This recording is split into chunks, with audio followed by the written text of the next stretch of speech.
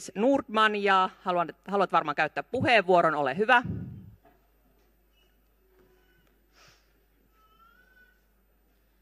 No niin.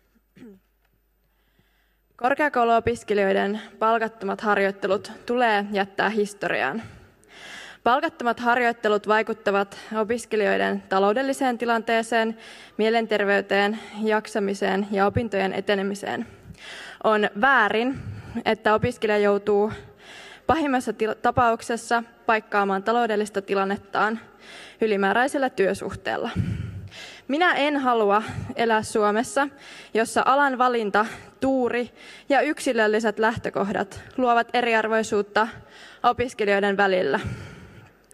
Erityisesti sosiaali- ja terveysalan harjoittelut ovat palkattomia.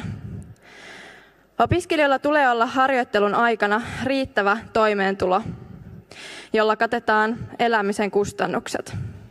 Harjoitteluiden aikaisen toimeentulon takaaminen kaikille luo tasa-arvoisemman opiskelijaelämän.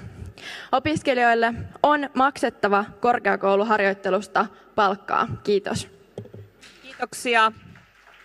Kannatuspuheenvuoroja on nyt siellä muutama ja viimeisetkin seuraavan puheenvuoron aikana. Kannatuspuheenvuoroihin aikaa vain minuutti.